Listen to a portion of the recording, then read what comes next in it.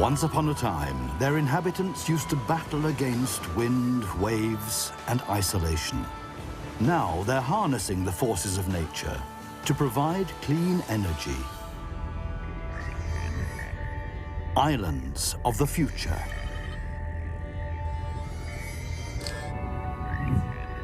Role models for the whole world.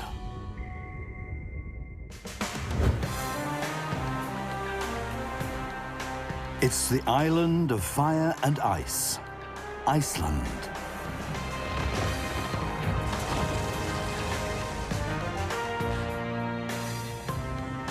The Icelanders were the first people in Europe to learn how to make use of the heat from the volcanic earth.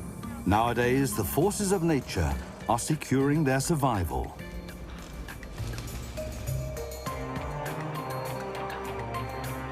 Hundreds of rivers flow down from the highlands to the coast.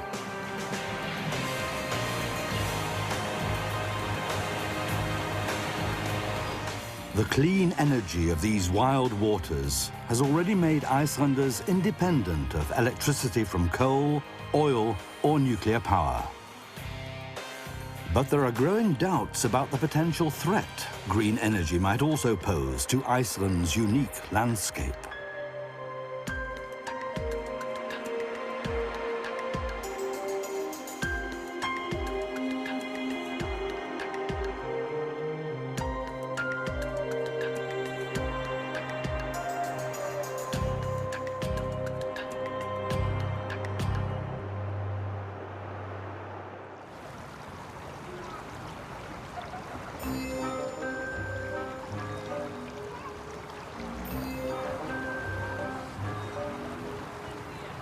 Icelanders love bathing.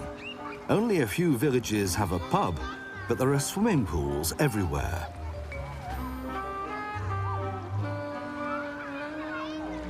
The pool is the social meeting place. People often chat for hours in the hot water about work, gossip, and politics.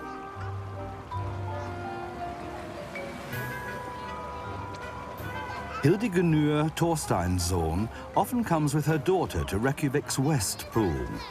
She has a special relationship to hot water.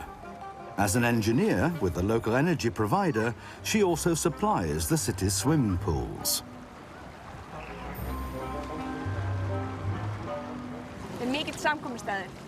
It's a favourite place to meet up here. Hot water is thought of as something we've always had.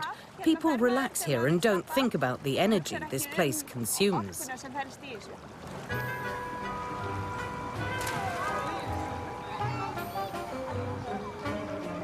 The hot pools are typical of the way Icelanders handle energy. It's simply there and in excess. You wouldn't suspect that at first glance. Reykjavik, the northernmost capital in the world, is almost at the Arctic Circle. The summers are cool, the winters long, hard and dark. But the town, like the whole country, is sitting on hot treasure. Inconspicuous silver structures stand at many street corners in Reykjavik. The steam that rises from them comes directly from underground.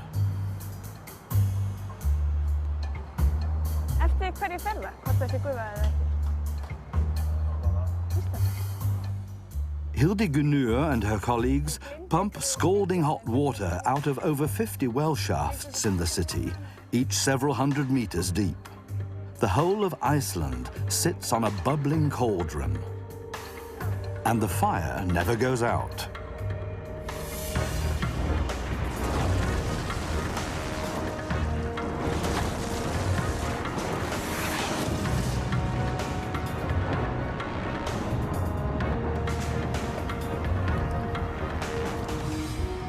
Iceland is precisely situated on the fault line where the European and American continental plates are moving apart by 2 centimeters a year.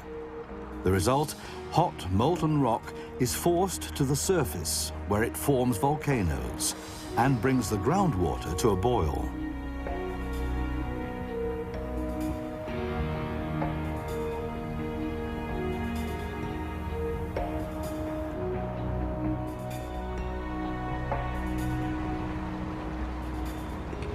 In all parts of the country, there are places where the heat comes to the surface on its own.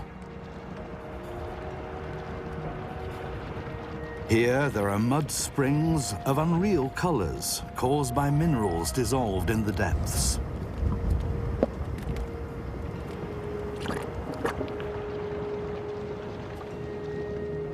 Hot, sulfurous fumes stink of rotten eggs. And countless pools simmer away. The biggest attractions are the geysers. In them, the pressure of the scalding water deep in the earth explodes into the air.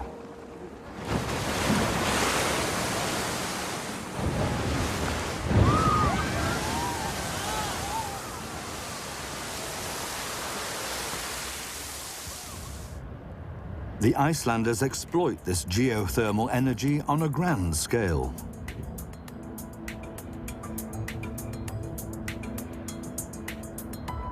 At the foot of the Hengidal volcano, just half an hour's drive from the center of Reykjavik, engineers have sunk deep boreholes into the earth.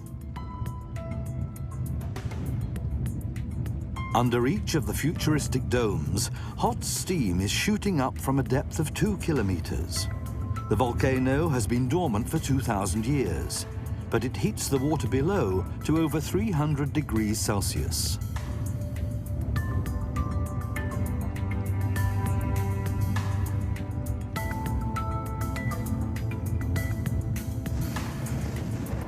This borehole is due for maintenance work today, so the superheated steam from below is shooting unharnessed into the sky.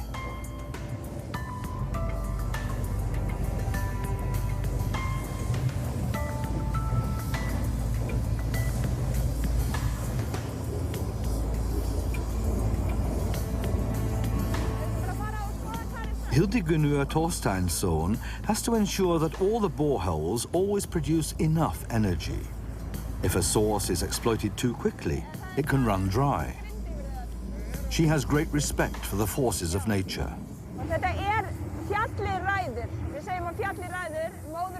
It all depends on the volcano. We know that Mother Earth calls the shots and we have to follow her. The pressure and heat in this spring have dropped. We don't yet know precisely why. We have to work with the volcano in the way it offers itself.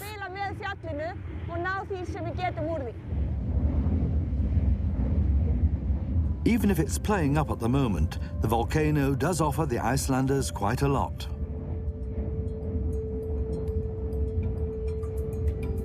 Every second, hundreds of liters of water and steam flow out of the holes in the drilling field.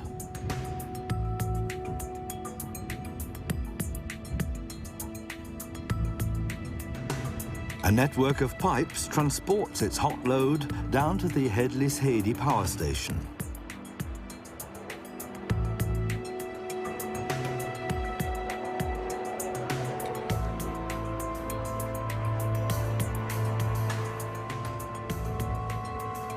It's the most modern geothermic plant in Iceland.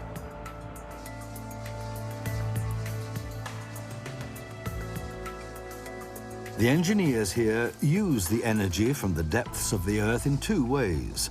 The water and steam are divided in the large grey separators.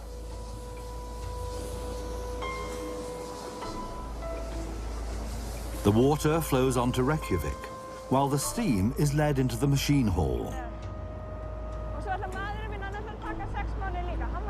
Here it drives 4 large turbines. Hellisheiði produces 300 megawatts, about as much as a medium-sized block in a coal-fired power station. Before we heated our buildings with water and generated electricity with geothermal energy, we used coal and oil. They had to be imported from abroad. Now we are energy self-sufficient.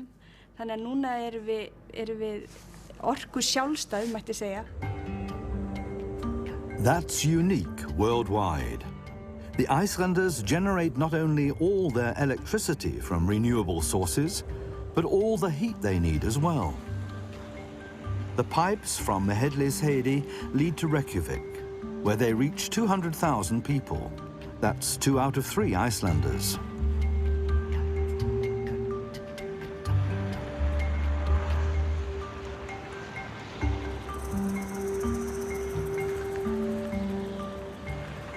The giant hot water tanks on the hill above the city symbolize just how much the energy from the depths of the earth has shaped Iceland. Iceland's hot water is a very special element in our society. It was very important for determining the pattern of settlement. It's the reason why, despite natural disasters like volcanic eruptions, earthquakes and an unfavorable climate, we're still here.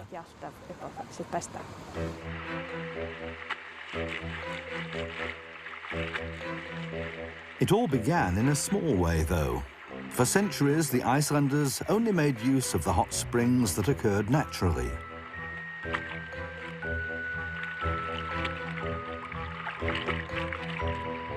They bathed in the hot water or washed their clothes in it.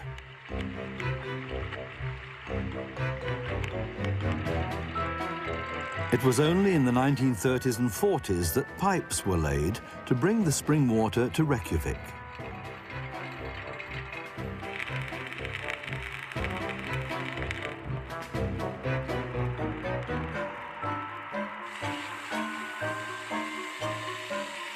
The first buildings to be heated by the hot water were 2 schools, a hospital, and a swimming pool.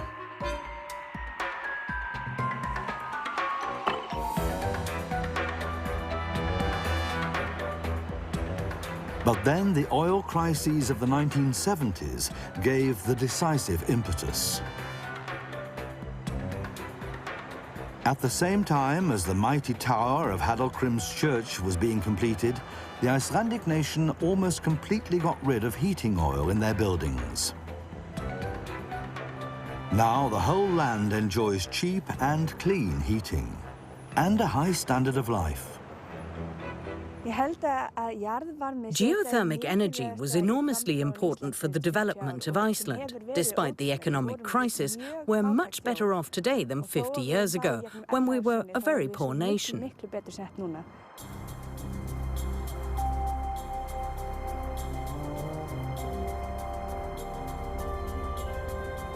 Iceland is further blessed by a second and equally important source of energy: water.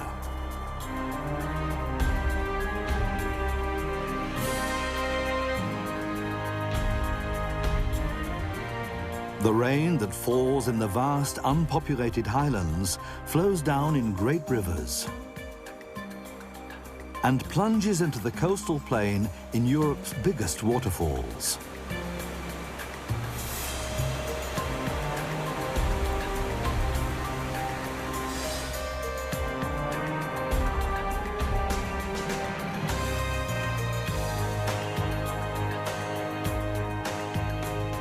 Even more water is stored in the form of snow and ice in the gigantic glaciers. The biggest of them, the Vatnajökull, is up to 900 meters thick and covers an area 3 times the size of Luxembourg. In spring especially, huge quantities of milky meltwater swell the rivers.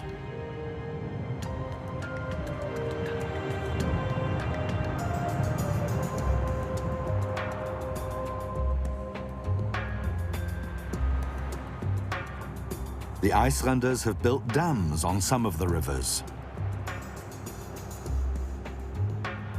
giving them clean hydroelectric energy all year round.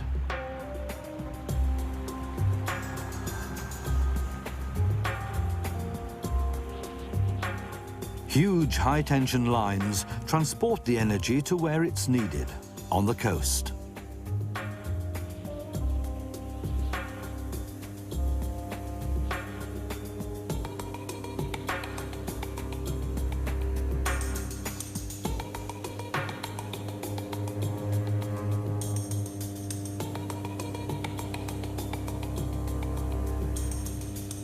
This is where Iceland's biggest power consumers by far are situated.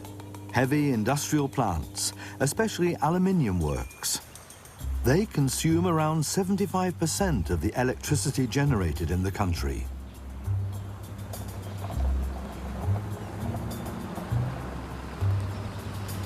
Omar Ragnarsson is a well-known journalist and TV presenter in Iceland. He's been covering the expansion of the aluminium industry for almost 50 years.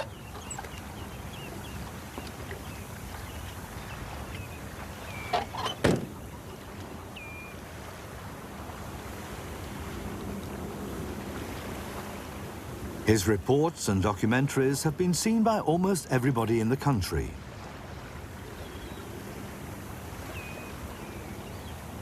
He well remembers how it all began in Iceland at the end of the 1960s. We were an underdeveloped country at that time. We were well educated, everyone could read, but we only had gravel roads and dirt tracks. And we lived solely from fishing.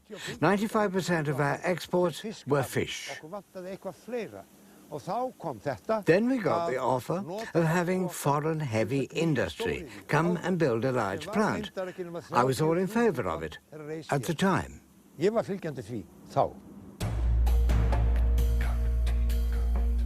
The investors were attracted by the cheap energy available, since making aluminium uses vast amounts of electricity.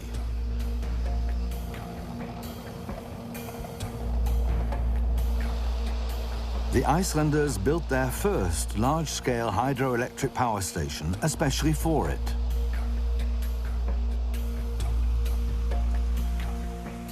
A win-win situation. The country got jobs, tax revenue, and the surplus electricity. The foreign aluminium company got cheap energy.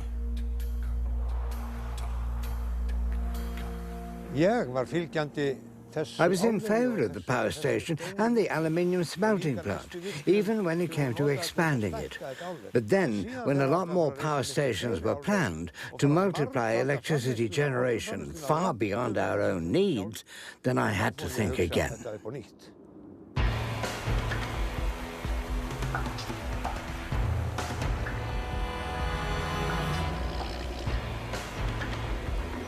Further power stations were built throughout the country.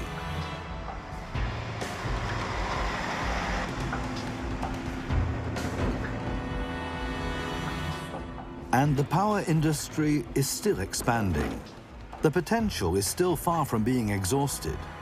The state-owned energy company, Landsvirkjun, is planning new power stations to double the total capacity for hydroelectric energy.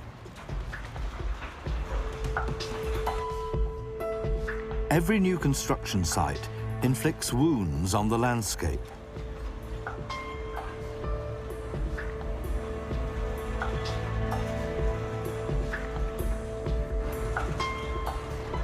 Who's to benefit from the new dams, reservoirs, and turbines? Iceland already produces 5 times more electricity than private households and businesses need, apart from heavy industry.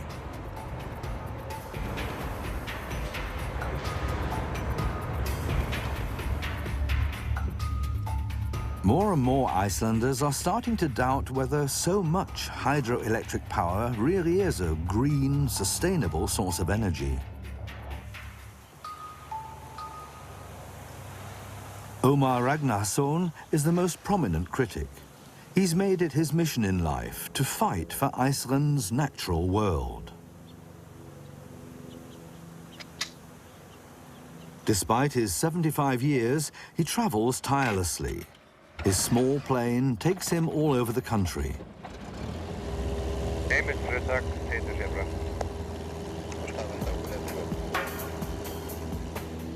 Omar wants to rouse Icelanders and show them how unique and unspoiled their country still is. Many people only know the area around the capital and the main tourist attractions nearby.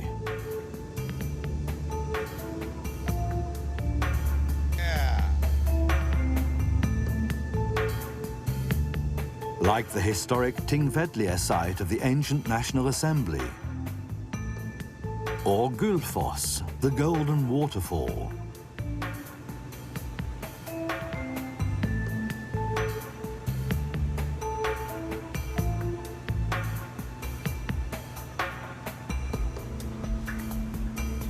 But many Icelanders have never seen great expanses of the wild highlands.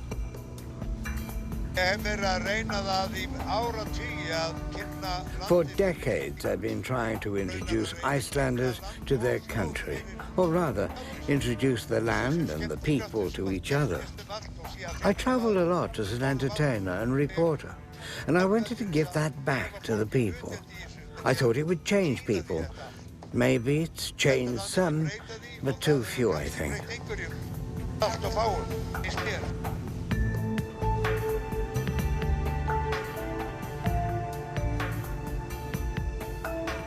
The plan is to make a dam above this waterfall here. Omar is worried that the dams, hydroelectric power stations and factories are destroying his unique Iceland.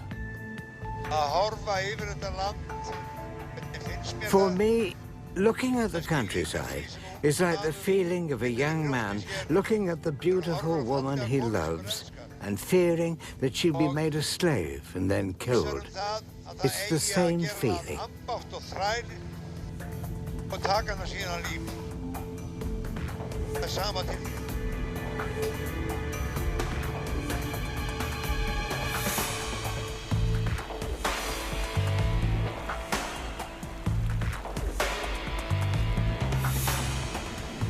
For some Icelanders, Omar's fears are no more than sentimentality. Like the president of the National 4x4 Club, who's out for a joyride with some of the club's members. The club has more members than any other in Iceland. All-terrain driving as a national pastime.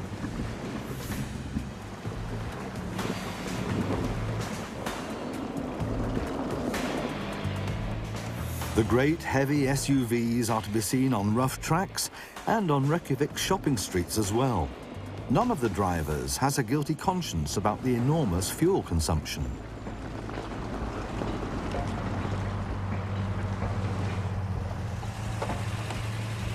For centuries, Icelanders had to struggle to survive in a barren environment.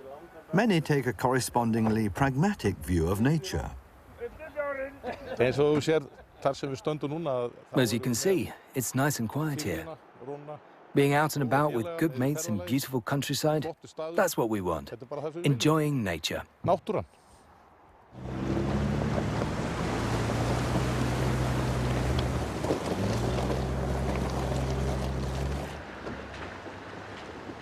What may seem thoughtless and destructive at first glance still follows clear rules. As long as there's no snow about, the off-road vehicles can only use authorized tracks. The thin plant cover is too vulnerable.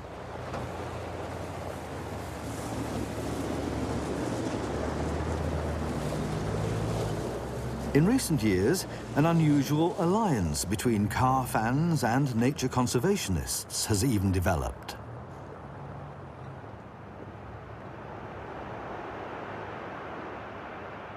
The reason is that we want to experience nature as unspoiled as possible. We don't want any power pylons, for instance. Nothing like that. We defend our right to drive such off-roaders in a natural setting. But our fundamental principle is to protect and enjoy nature.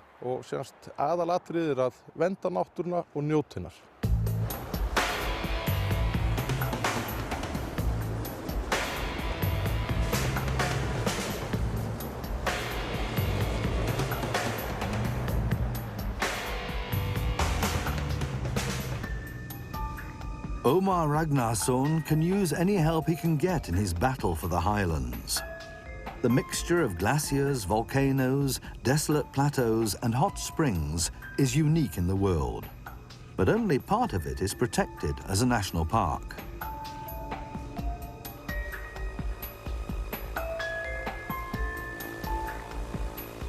In the far east of the country, green energy has already made deep inroads into the landscape. This is Iceland's biggest dam. The Kárahnjúkar Dam was built between 2003 and 2006, at a cost to the taxpayer of over €1 billion. Omar filmed the construction work at the time to show the whole country the impact being made on nature.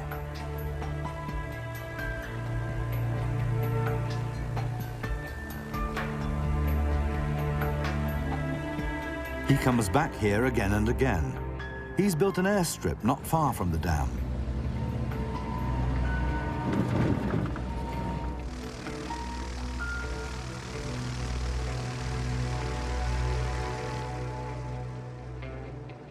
Today, Omar is meeting the biologist and nature conservationist Mummi Gudbrandsson. The two of them together organized protests against the project 10 years ago.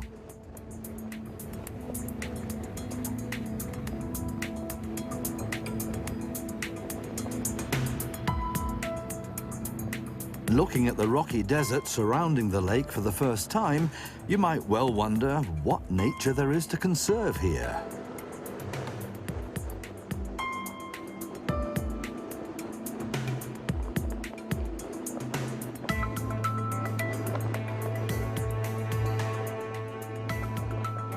But many square kilometers of countryside have disappeared beneath the milky glacier water behind the dam. What's being created is the deepest and third biggest lake in Iceland.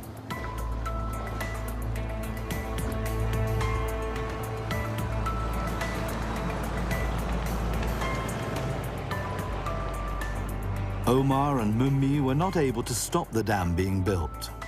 But at the height of the protest, they organized the biggest demonstration in Iceland's history. For the first time, many Icelanders realized that clean water power could also do damage. Before the Kárahnjúka power station, this was a region of untouched nature, far and wide. The river flowed from its source here into the gorge. There were green meadows here for sheep and wild animals. This area is something special because it's covered in greenery from the glacier to the sea.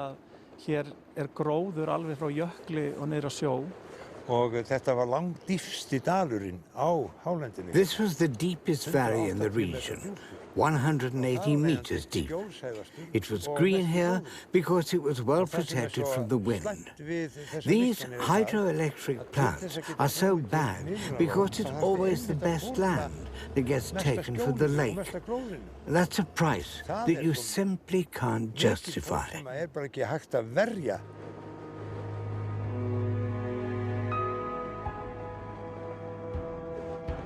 The conservationists lost the battle of the Kárahnjúka Dam.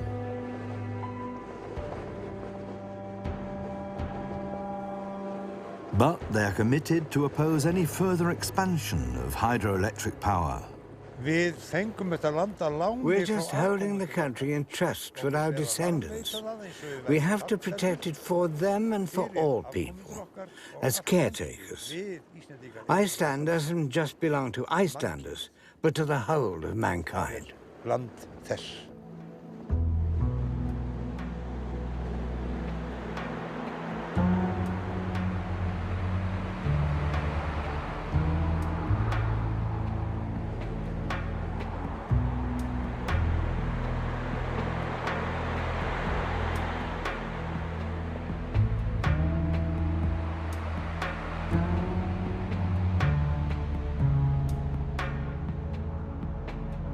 Down in the valley, they see things differently.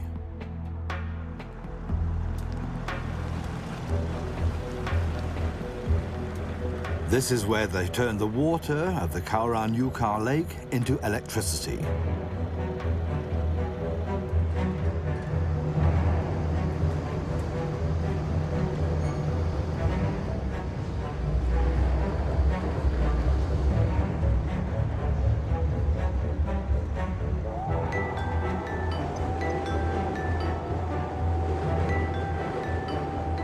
Following a 40-kilometer journey through underground tunnels and with a drop height of 600 meters, the water from the reservoir lake arrives here in the power station.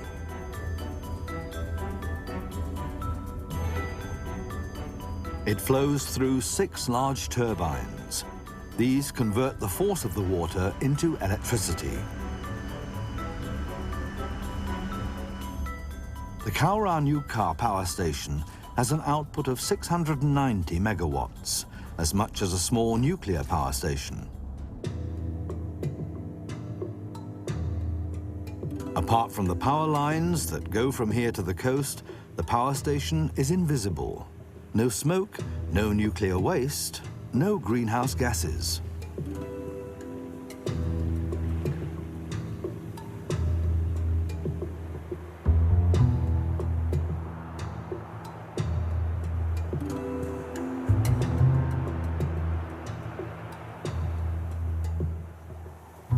But who needs so much energy in this almost deserted corner of the country?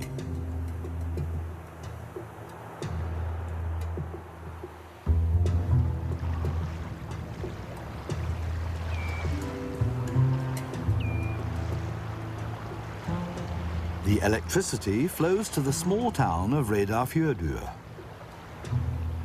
This is one of the biggest settlements in the east of the country. Even so, only about 1,100 Icelanders live here.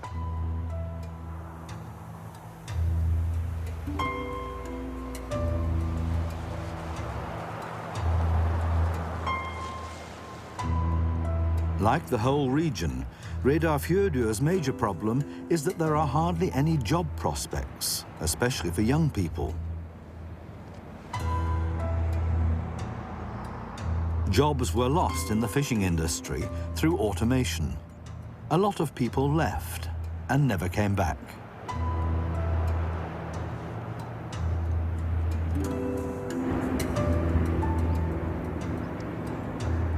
But the electricity attracted foreign investment to Reyðarfjörður.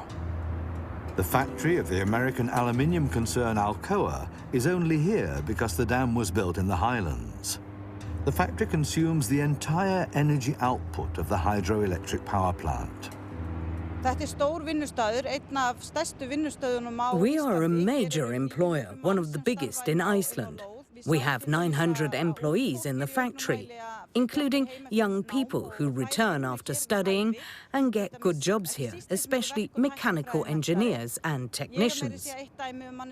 I'm one of them. I probably wouldn't have come back if the aluminium plant weren't here.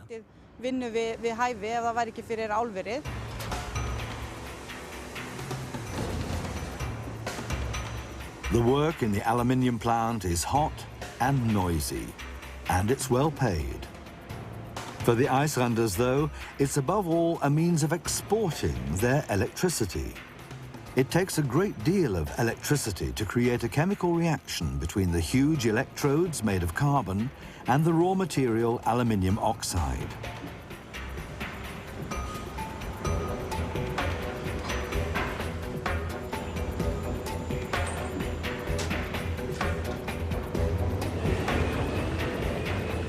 From the melting tank, the workers draw off pure liquid aluminium at a temperature of 1,000 degrees.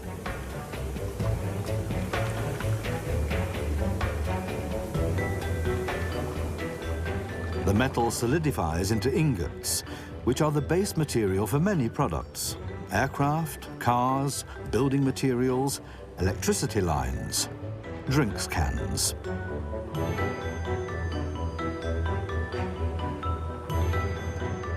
The raw material leaves here for customers around the world. Electricity in the form of aluminium bars.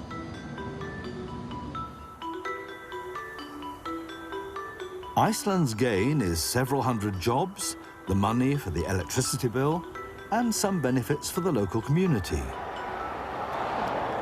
Við fórum að byggja meira húsnæði heldur en við höfum gert áður. Það svona nýrara húsnæði. We've been able to build more than before, not just dwellings.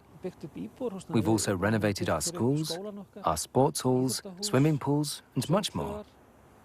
Not least of which is our harbour, the heart of the community.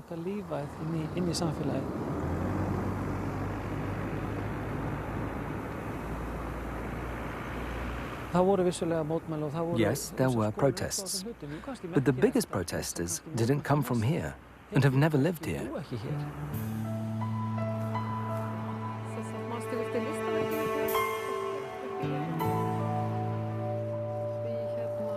The nature conservationists in Mummi Gudbrandson's group don't protest for protest's sake.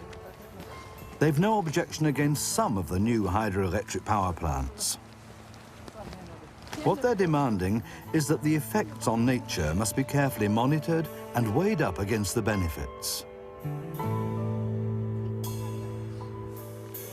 They constantly visit the new power stations and observe and document what they're doing to the countryside. Ja, við höfum náttúrulega áhyggjur af því náttúruverndarfólk að We're concerned that the energy companies are working their way further and further up into the highlands. We have to say stop no further, because we believe that this area must not be sacrificed. sem að má alls ekki fórna okkar mati. An especially valuable area, worthy of protection but at the same time highly contested, lies at the heart of the Icelandic highlands. On their way there, Mummi and his colleague Christine pass through a landscape that is already shaped by dams and reservoirs. The largest lake in Iceland, Thorisvatn, has also been dammed.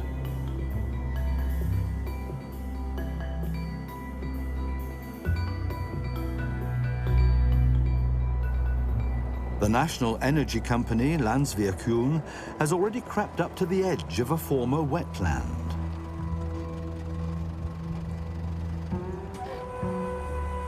Þjórsárver is the name of this oasis, which has an area of over 120 square kilometers.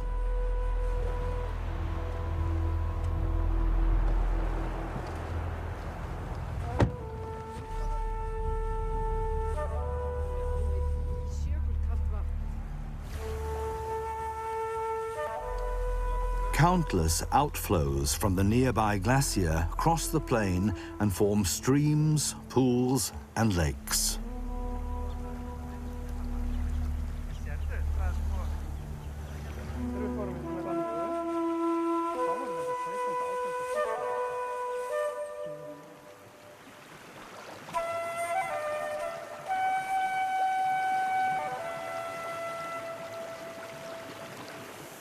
The biodiversity of this region is unusually rich for the Icelandic highlands.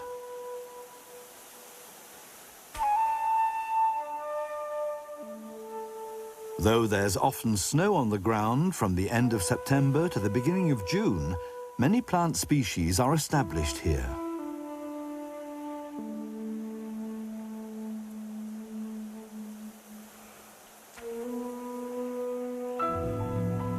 The animal world has also found a refuge here in the otherwise barren wasteland.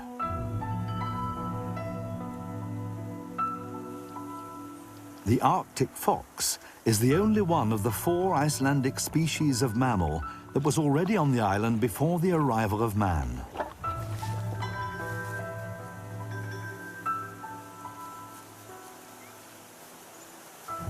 Here in Þjórsárver, it mainly hunts wild birds.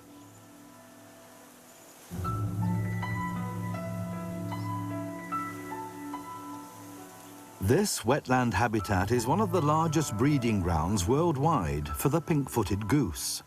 Up to 10,000 pairs nest here every year.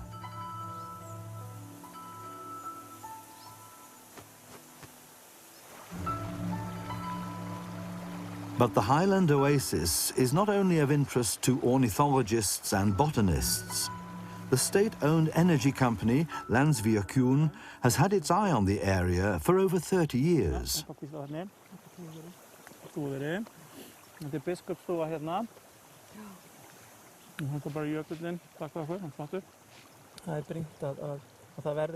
Mummi and the other nature conservationists are fighting a constant rearguard action.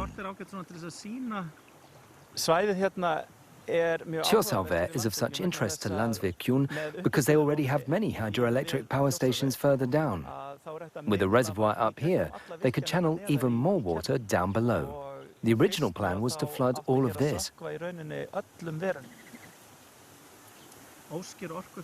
Throughout the highlands, there are plans for new reservoirs and power stations. Each red dot on the map represents a project the energy companies have applied for to the government. If only half of them get built, Then the highlands will just disappear, at least as we know them now. The atmosphere would change completely, like on a motorway.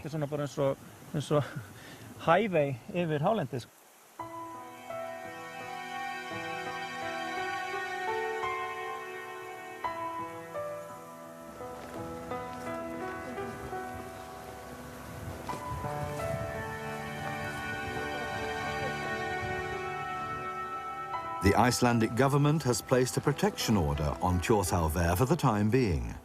But the habitat of the foxes, geese and countless plants is under constant pressure.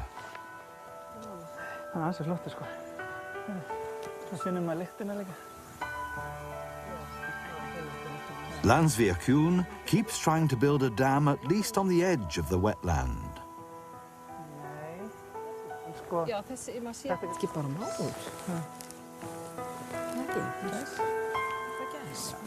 For the nature conservationists, the ecosystem is worth much more than a few new jobs in the aluminium industry.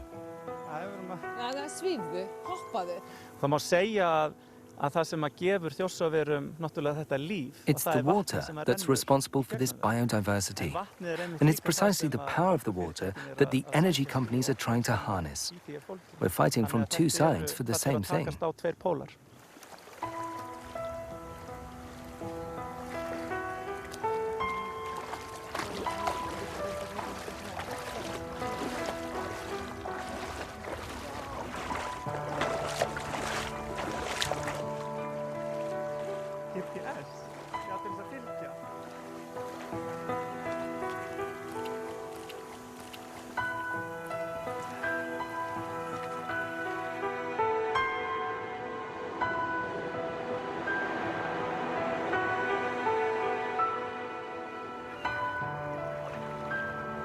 But are the majority of Icelanders prepared to forego the expansion of hydroelectric power? Because that would mean doing without secure revenues from major foreign investors. During the raging economic boom at the turn of the millennium, the Icelanders took everything that was going.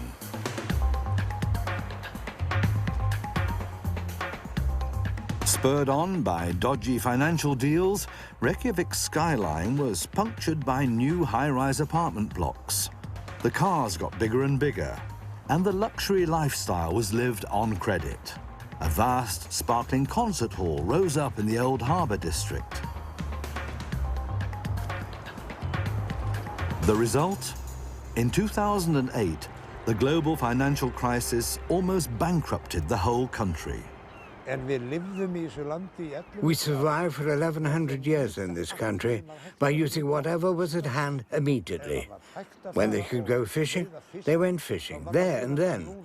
The bird had to be shot there and then. We still haven't lost this mentality. We have to exploit all nature's treasures immediately, without seeing that the greatest natural treasure is this unique country itself.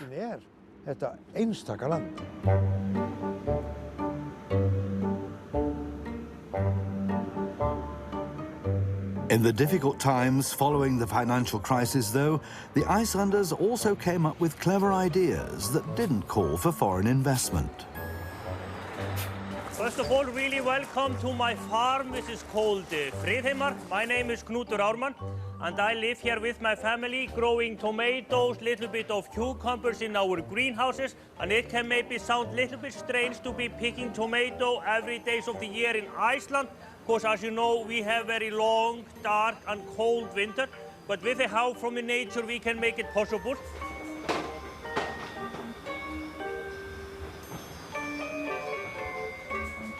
Iceland's green energy can also be used for this.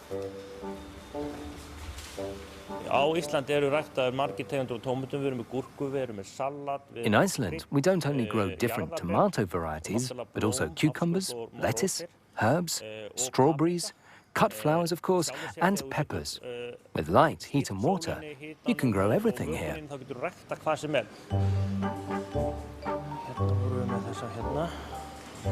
Iceland has water, electricity, and heat galore.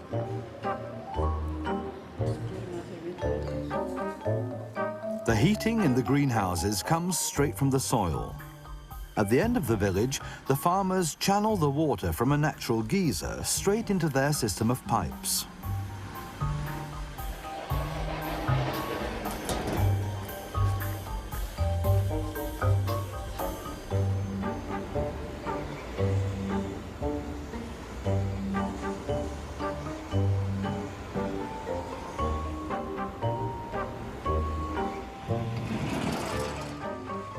Knuttur's neighbour is the biggest producer of cut flowers in the country.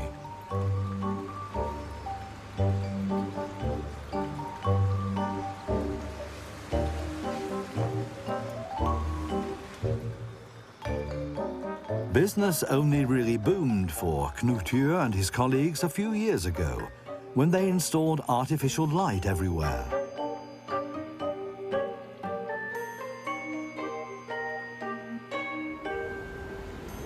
Now they're completely independent of daylight or the seasons.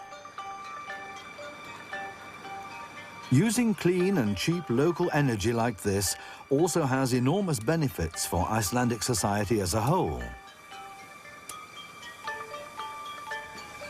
Knuttur and the other greenhouse farmers produce enough cucumbers and tomatoes to meet the needs of all Icelanders and also the tourists. Imports are not necessary.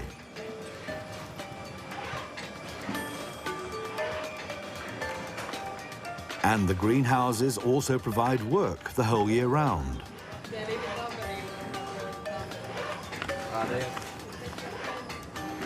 Despite all the lights, no new dam and reservoir were needed for these jobs.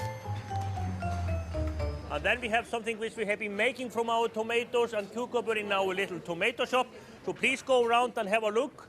Thank you very much and hope you will have a wonderful day today. With the Icelanders' typical nose for business, Knuttur has developed another very different source of income. He now serves food to over 50,000 tourists a year who come to see his greenhouses. That earns him even more than do his tomatoes and cucumbers. That's very much in line with the trend. More and more visitors come to the land of fire and ice every year. Icelanders now earn more from tourism than from aluminium or the traditionally important fishing industry.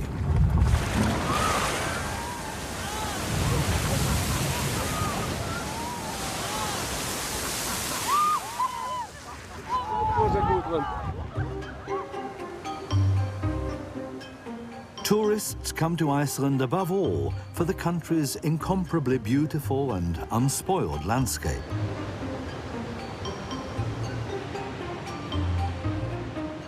Even more dams, reservoirs and power lines don't square well with this image.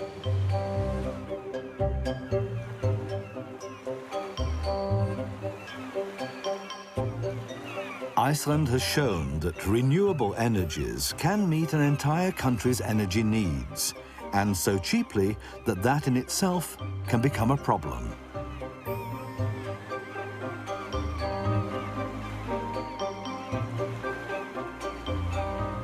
The Icelanders are at a crossroads. How much is nature worth to them? And how much of nature's power can they use without causing damage?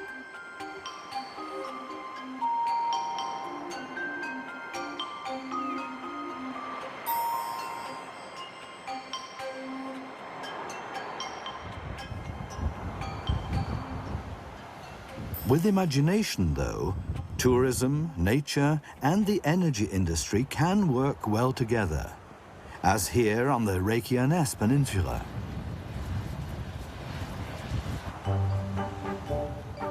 The geothermic power station was built in 1978.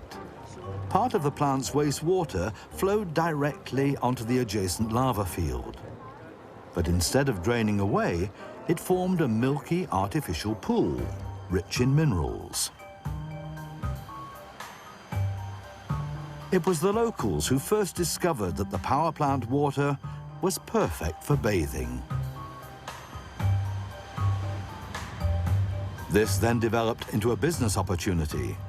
The power plant now delivers enough geothermic water from deep in the earth to operate a world-famous thermal spa, the Blue Lagoon.